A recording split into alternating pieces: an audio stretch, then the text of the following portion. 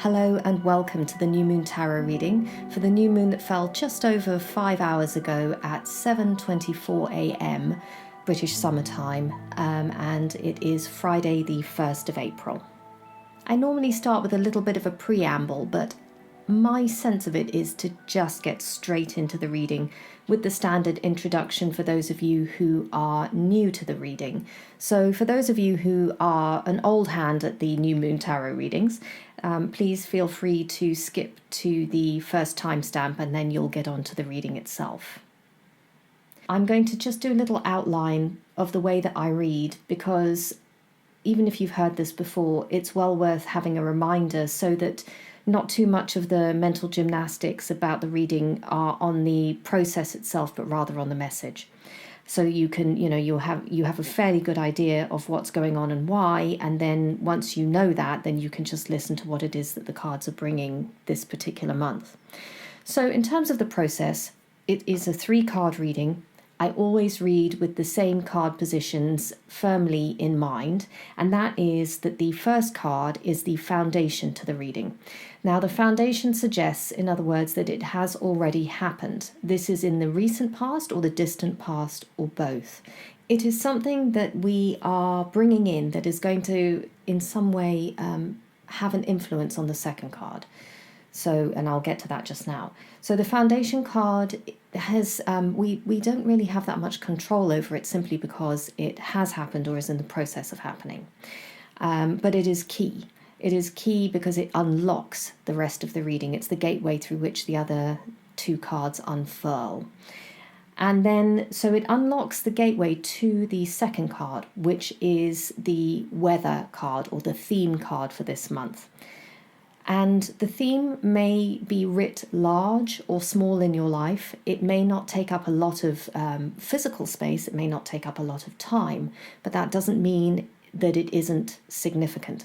So the theme, it may pass with the scantest of significance at this moment in time, in this month, but the repercussions may be really big.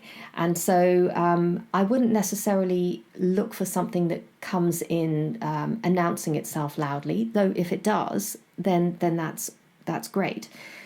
But it is something that may be quite subtle, but quite familiar, or quite subtle and quite new, but it's almost new as in the emerging out of the ground of a shoot, of a shrub that you are not familiar with. So it, as I said, it doesn't have to come in fully grown, but in some way it serves the sole purpose of the reading and of how that reading reflects something in you and your own soul purpose. So that is the foundation leading on to card number 2, which is the theme. And then the final card, card number 3, is the card where you are kind of not given back some control. That sounds like in some way, there's a power that is beneficently allowing you to interact with the reading meaningfully. That's not it. But it's where you can interact with the reading meaningfully instead of simply seeing something unfold like a narrative on the page in front of you. It's when you can connect with that narrative, where you become part of the narrative. It's the touch point where you are able to in some way engage meaningfully and in a way that is meaningful for you. It may not be meaningful for anyone else, but it is the agency card. It's where you have agency over what it is that's unfolding. It is where you and your soul, yourself with a capital S, as Jung would say, are acting in unison or have the capacity to do that. So on to the first card, which is the foundation card. Remember, this is something that has happened, is in the process of happening, but it is one that you can't really change because it is the basis for exactly what's going to be going on this month. And that is the Ace of Discs. The Ace is great as a card that is in the foundation position because the Ace itself is the foundation of its particular suit. And the Ace of Discs, as the foundation of the disc suit, is the foundation for everything that we experience in this world. And that it may be tangible, so it may be the earth that you walk on, it may be the money that you hand over to the cashier, but it is also how we experience ourselves, how we experience others, how we experience the relationships that we have with others, because we're still dealing with the physical world there. And so the ace being the potential, it is a blueprint for every single way that the discs express themselves. Every single way that the discs manifest, the ace is under there. And so therefore the ace is in this strange position where it simultaneously exists in its myriad forms, but it also doesn't exist. The ace itself lies outside of time and space and is the blueprint then from which every iteration of the aces emanates. So the Ace of Discs is an interesting card as the foundation because it both suggests something with the potential for coming into being, and I would say here that the conception, the just the moment before conception, is very much encapsulated by the ace. And that may be an actual biological conception, but it could be the conception of anything. It can be the conception of anything that is material. So the ace is that moment there, but it is something that we need to interact with meaningfully in order for it to, well, not necessarily, I mean, it may manifest, but in order for us to be aware of it. The ace requires our interaction with it to a greater or lesser extent. Sometimes it won't manifest. It won't. But I hesitate to say that because I honestly believe that that things turn out the way that they're supposed to, that there are no mistakes. And by saying, well, if we don't notice, then the ace won't manifest, then it suggests that there in some way there's been an error in how you have interacted with the ace, which I think is just bullshit, actually. I just think that's complete bullshit. What I will say is that we have levels of awareness of ourselves and others in the world that mean that we can either interact with the ace, it depends to the depth to which we interact. And again, it sounds judgy, doesn't it? And I don't mean it that way. Oh, well, some of you will be able to interact meaningfully and some of you won't be able to interact meaningfully. I think that's bullshit too. We all are victims of repetition. We all do that. There is a reason why one of the core features of psychoanalysis is the idea of repetition compulsion. There is no mistake why when we all are faced with the idea of repetition and repeating patterns, that every single one of us can roll our eyes and go, oh my goodness, yes, I know that one well. We all repeat things. It is part of the human condition that we do that. And so I'm not entirely sure why I'm talking about repetition compulsion this much. So I'm going to trust that the rest of the reading falls somewhere in line with that idea of repetition compulsion, or the idea of repetition compulsion is something that feels familiar to some of you who are listening to this. But really there is something here about bringing something in that has the potential to be different or new. It's the difference between having the same old weeds or or plants. I don't really want to judge too much. The same old stuff coming up, which may be, I mean, they say that weeds are just flowers growing in the wrong place, and that's true. It's in terms of the same old can be something that was incredibly valuable, or you enjoyed it when it came up the first time, but then the second time that it did, it's not particularly pleasant. And that's just simply because there is a part of you that is wanting something different. And it's not really to do with the thing that was there, though it can be, but it is about wanting something different, and then why is it that the same thing is coming up again? And I think that here in this particular card, there is the potential for something else to emerge, but really that is going to call on each of us to interact meaningfully with it, even if as meaningful as it gets is knowing what it is that has happened before and before and before and before that, is simply just having the awareness of the pattern itself. So the Ace of Discs talks about this birthing, and as again, it may have nothing to do with patterns. It may be the birthing of something entirely new. It may be a physical birth that is coming up 9 months down the line. But I think with the Ace of Discs and the fact that it is a new beginning, the potential for a new beginning, and it is in the realm of the physical world, and the aces suggest that we need to bring consciousness to them in order, if we want to bring more, if we want to in some way reap the rewards of what it is that's coming through, it's to bring consciousness, even if the consciousness is not so much about the thing that's coming through, but the blocks that we have that prevent us from fully experiencing the thing that's coming through. So it may be, for example, that the ace is the start of a new venture, but part of what happens is that a new venture is very often stymied, perhaps, by fears of going into the new. We are ambivalent creatures. We are prone to repetition. We are prone to ambivalence. And these are the things that work hand in hand. They sometimes, they very often go together. And the ambivalence is that on the one hand, we want change so much. And on the other hand, we will resist change forcefully. We want it and we don't want it. We welcome it and we'll do everything to keep it away from the door. We are wanting to grow, and yet we want to stay safe. It's all of those things. Please let me get the things that I want. Please don't ask me to give up something I don't want to give up, or that in some way I am depending on or relying on, or I may not even need it anymore, but my goodness, it has become so much a part of the scenery in my lifetime. I cannot imagine what my life would look like and who I would be without it. So these are the things that come up around the ace.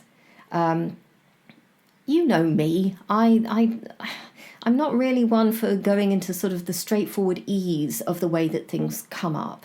The ace isn't just about, oh, lovely, new beginnings. Not for me anyway. The ace is about new beginnings and then the awareness of what it is that we do around new beginnings. What are your behaviors around new beginnings? I think that might be a question that is worth asking. What are your behaviors around new beginnings? What are your behaviors, and these might be different, around things that are out of your control? So new things that come along that you've had no hand in, apparently. How do you feel about those things normally? And then how do you feel about the ones where you have a hand in them, where you are wanting them to come about? And is there a difference between the two, or are there similarities, and are those similarities significant?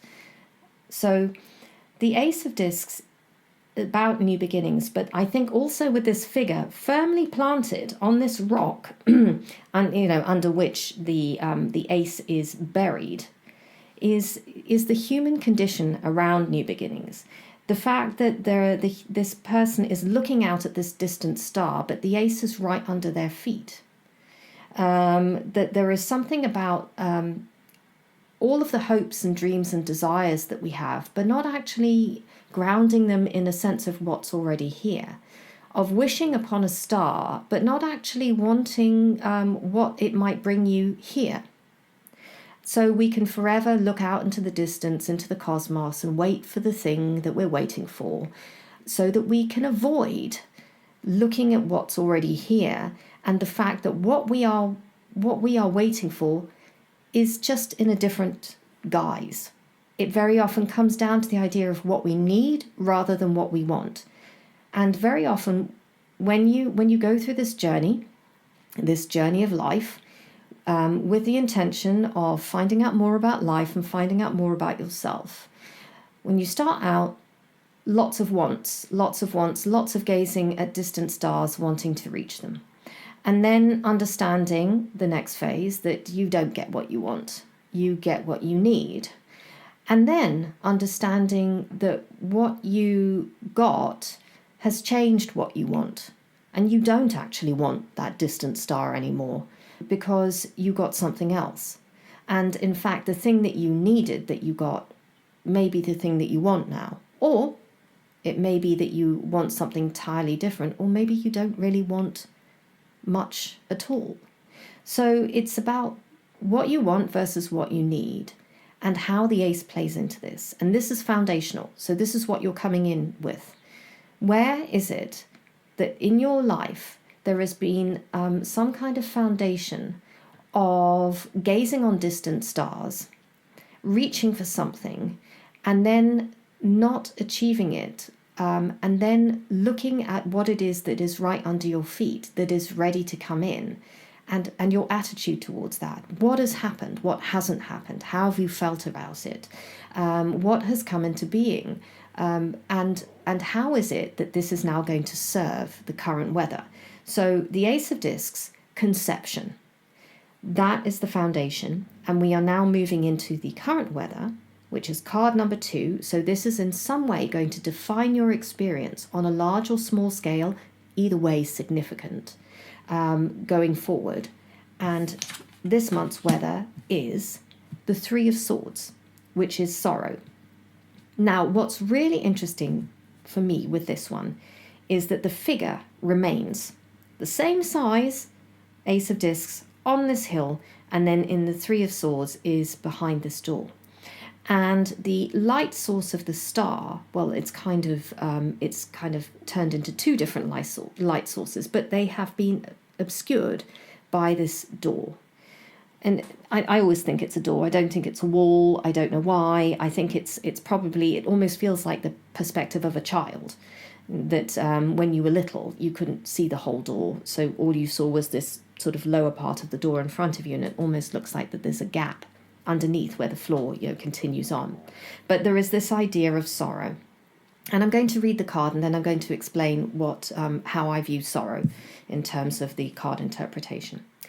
So the words on the card there are very few. They are not clear, and sorrow, and doubt. I like the fact that actually not clear and doubt are 2 very different things from sorrow themselves. I think a lot of times when people see the 3 of Swords, all they think about is heartbreak. I want to reframe that a little bit, because I think that this heartbreak has already happened. This is not something, it's something that you know really well. And the reason why I say this is because the 3s are really much closer to the spirit world, much closer to the ace than further down the line, obviously, the 8s, 9s, 10s. And they are a remembrance of separation in this. The 3 of Swords is a remembrance of separation. So on a quite meta level, it's the remembrance of separation from the oneness of the womb. Or on a more spiritual level or a religious level, it's the remembrance of separation from God. But if you're not spiritual, religious, and like me, perhaps seated in the psychological, it's the separation that happens when we are birthed, when we leave the comfort of the womb and come out. And so there is forever imprinted in our memories this feeling of sublime oneness that I think most of us, if it's not resolved through good parenting or through a stable family life, is something that we forever seek after. I call it the hole in the soul. It is that idea of feeling incomplete, but the incompletion is one that we can never get back, because it harks back to a time that is before anything that we couldn't do anything about it then. We can't do anything about it now. What we can do is in some way bear the sorrow of the 3 of Swords. And by bear, I don't mean that you just stand there stoically while the swords cut you apart. I don't mean that at all. And in fact, if that's how you're feeling, then go and speak to somebody. That is really important. But rather, to bear the sorrow of the 3 of Swords is to bear the knowing and the feeling of being alone in the world. Not necessarily lonely, but being alone. and of knowing that any attempt to reach back and find that unity is going to be met with failure in some way. And so it is that idea of feeling that sorrow, that the sorrow isn't a mistake. In fact, in some ways, you can see that as part of who we are.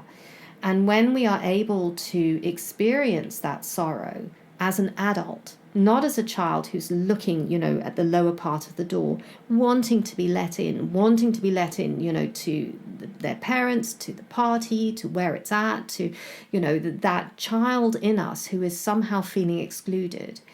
When we are able to experience sorrow as something that is natural in us, then we are able to start to transmute it. We are able to, in some way, change our relationship to it, and that changes our relationship to ourselves and to others and to life.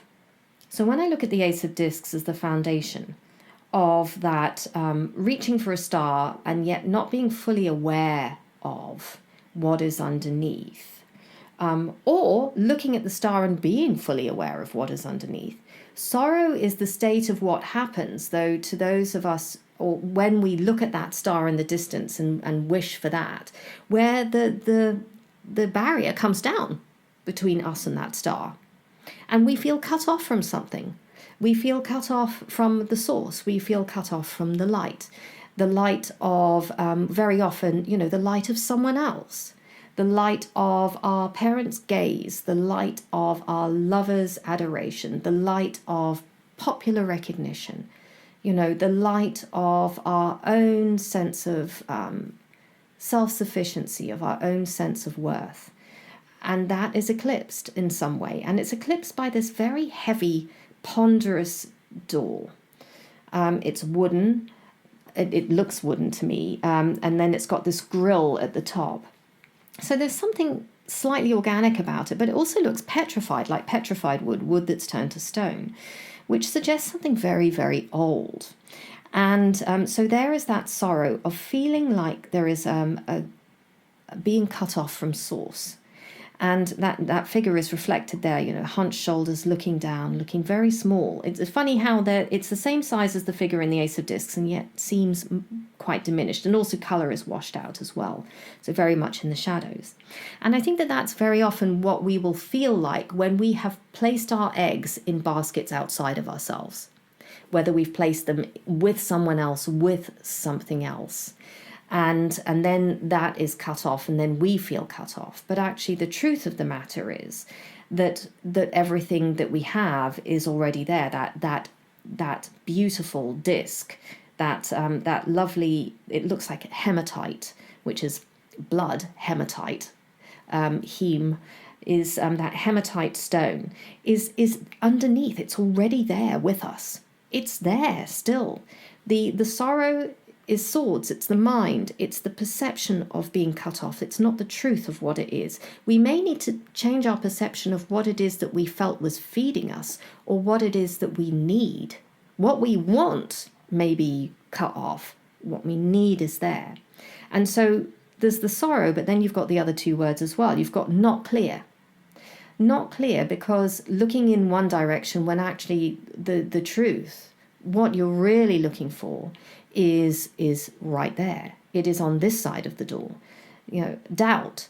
Again, doubt because perhaps you know that. Perhaps you know that intellectually, that what you're looking for out there is never going to serve. I mean, the number of times I've said to myself, well, yes, of course, I'm getting what I need and not what I want. And yes, the power is in you, Sarah. And yes, you mustn't rely on everyone, anyone else to bring you your own sense of happiness and worth. Well, I can tell myself that.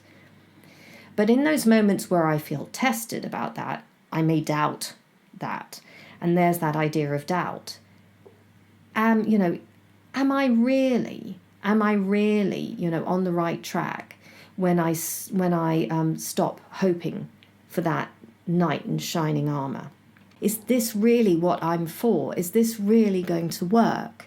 And so there can be a moment of uncertainty when you're sort of switching from auxiliary power to your own power. You are switching your source of what is important, your source of what feeds you, what nourishes you. When you switch it away from something outside of you and you start to bring it to something that's inside of you, you can have that moment, and that moment can last a very long time, where there is doubt. It's like, what's going on here? And it can feel a bit like walking in the wilderness. And that is simply because things are being rewired.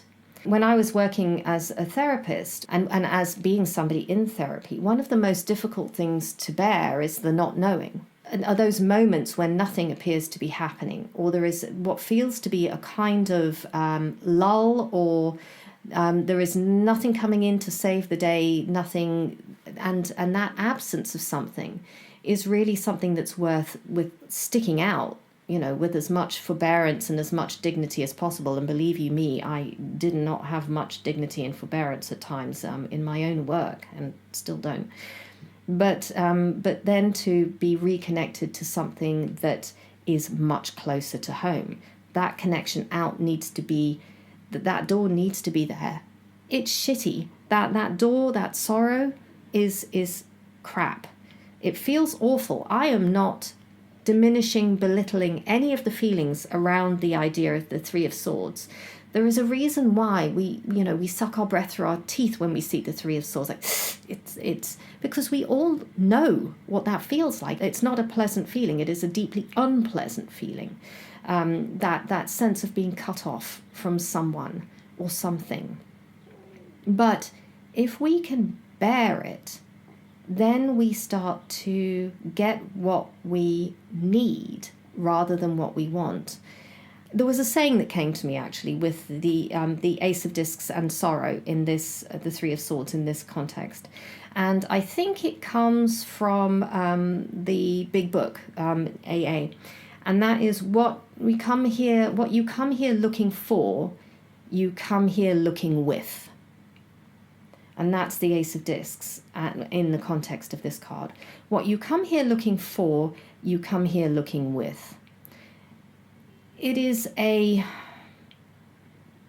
crappy proposition at the beginning of this kind of work to realize that you are the one who is there for you.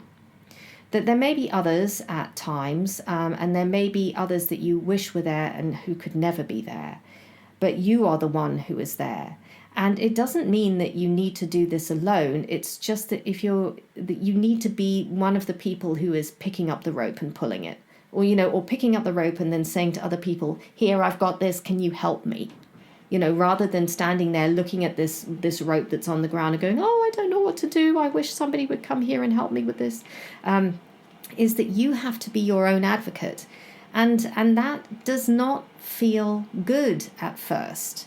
In fact, it can feel, if it doesn't feel bad, it can feel strange. It can feel odd doing this. It can feel vulnerable, stepping out and doing this. That new venture, for example, that you may want but you resist, can feel scary because it's vulnerable. It's vulnerable sticking your head above the parapet. It's vulnerable lowering down the drawbridge and crossing the moat and going out into the big wide world.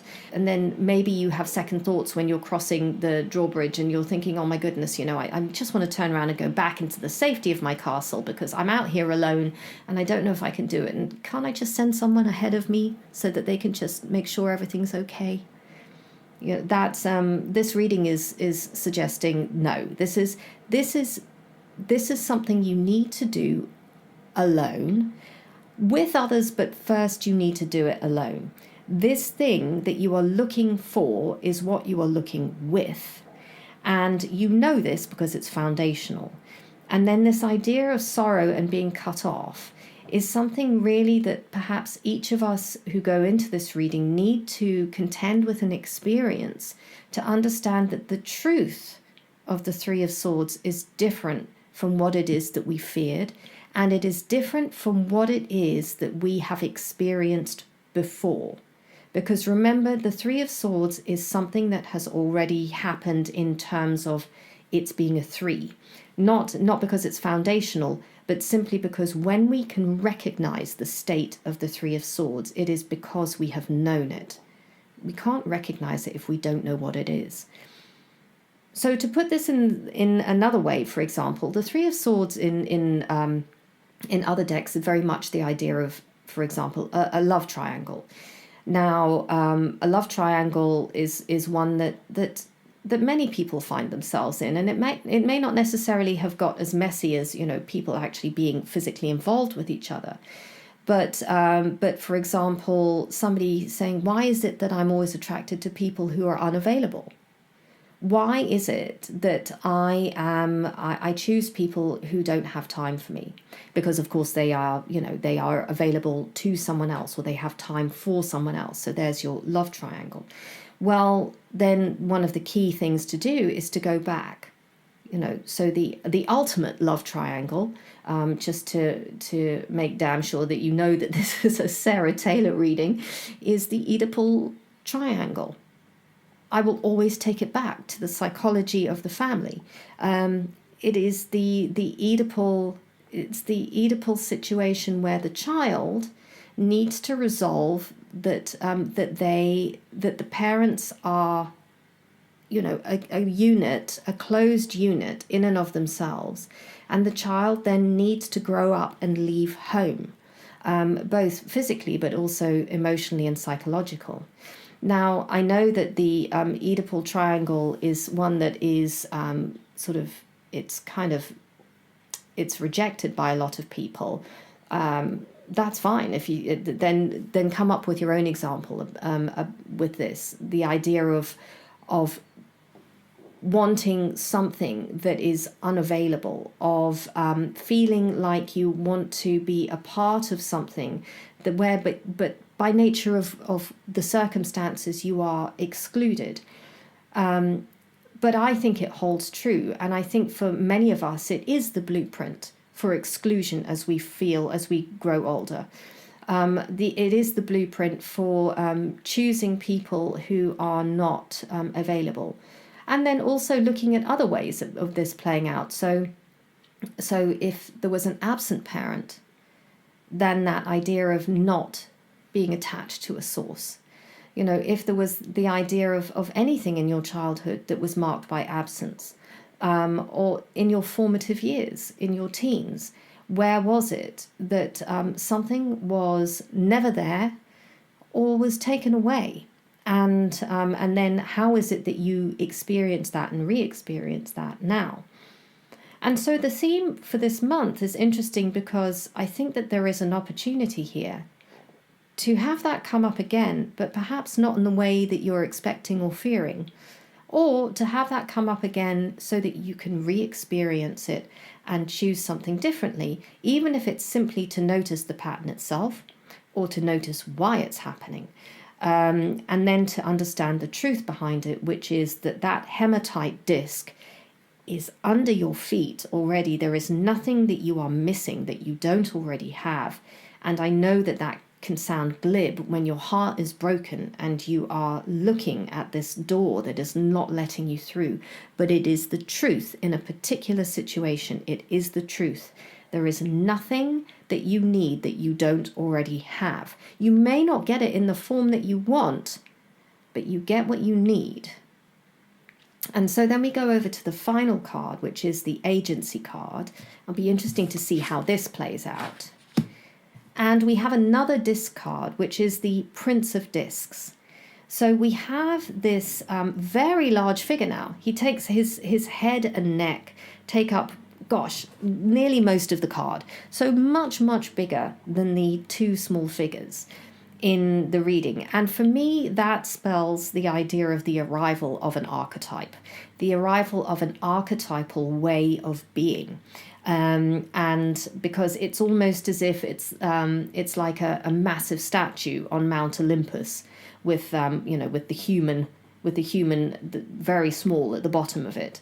So it's almost a reminder of what it is that is available, and is part of that Ace of Discs, that hematite sphere that is there. The Prince of Discs is part of that. So the way that you can engage meaningfully, and the Prince of Discs is a really good way to do this, is by playing the long game and being patient. The Prince of Discs, the Prince is the knight in say the Waite-Smith Tarot. So not the most junior one of the court cards, but is not one of the senior ones. And so there is for me, it's not really about being young, but it's more about it's a way of being out in the world. Whereas the knight, or the king, and the queen are back in the court, and they know that they need nothing. The Prince of Discs, in a way, is about experiencing the idea of being enough in and of himself. He moves meticulously. If you look at the Prince of Discs and the drawings on his helmet, they are plans. They are very carefully drawn out. It's almost as if there is a life plan here. And it looks old. It looks like it's going to take time. It feels like it's old. So in other words, it's seated in your own architecture, your own soul architecture. There is that feeling of being able to reach back in time and understand a structure that underlies everything. But also there is a building towards something as well in a really careful way. So I know that one of the temptations with being in Three of Swords territory is to want to resolve it as quickly as possible, because of course who wants to sit and feel that kind of feeling? But the Prince of Discs is perfect because while a part of you may balk and go, oh my goodness, do I have to be patient while I endure? Actually, for the Prince of Discs, that's not really what he is. He doesn't have to endure it grimacing.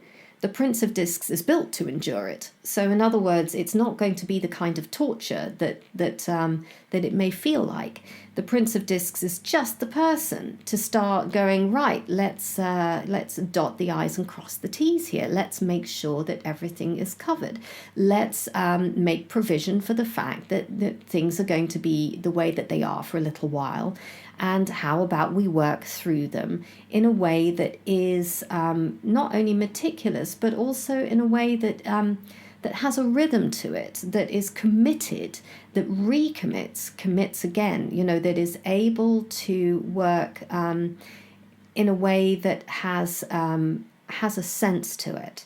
So I think that this is really about working towards a master plan, but not forgetting that the way that a master plan comes into action is by putting down one block of stone at a time, one brick at a time, one bit of wiring at a time, one water course at a time. It's not about, you can't just snap your fingers and want the whole structure to come up, because that, first of all, it won't happen.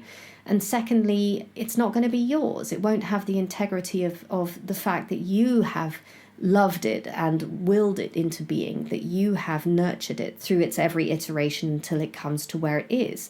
So it is a commitment to a process, and the Prince of Discs is exactly the kind of person who you would want with this. He doesn't want to rush ahead.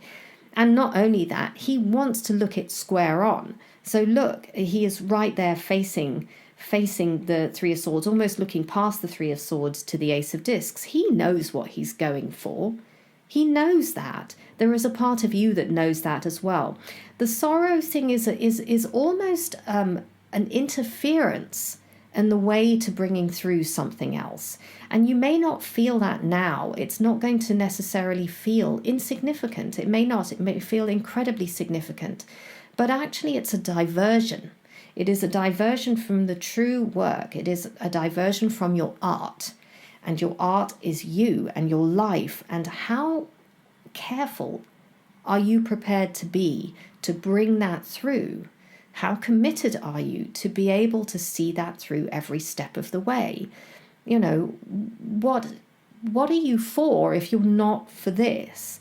And the Three of Swords will reveal themselves at some point to be a pattern, to be something that you both know and that you can also lay to one side at some point, that you don't need that anymore. You won't need to force your way through a door that's impenetrable. You will just simply turn around and walk off.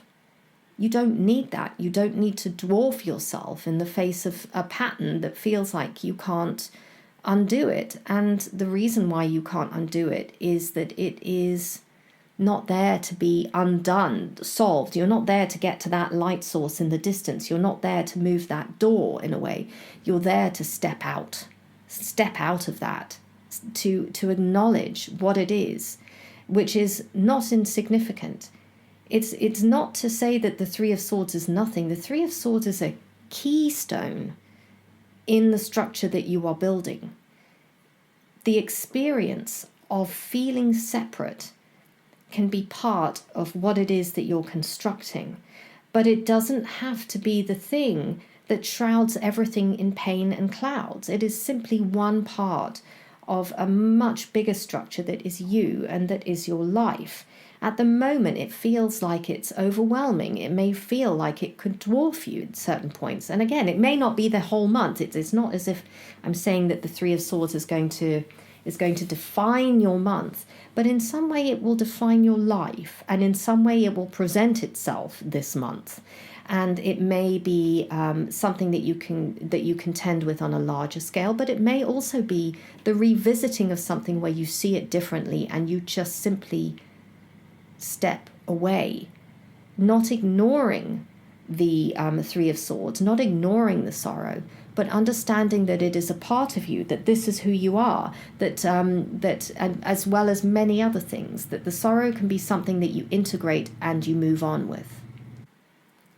So give sorrow its due, but understand that it is one of many building blocks, and while it may feel bigger than anything else at some point over the next few weeks, it is there for you to be able to look at it in a new way, and then to be able to realize what it is that is there with you and has been with you all the time, and not out in the distance in some unreachable galaxy.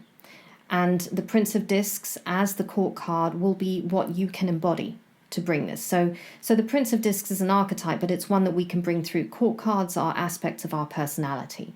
And so being the Prince of Discs, he is the air aspect of Earth, which means that then he can apply his intellectual resources to being able to deal with material resources.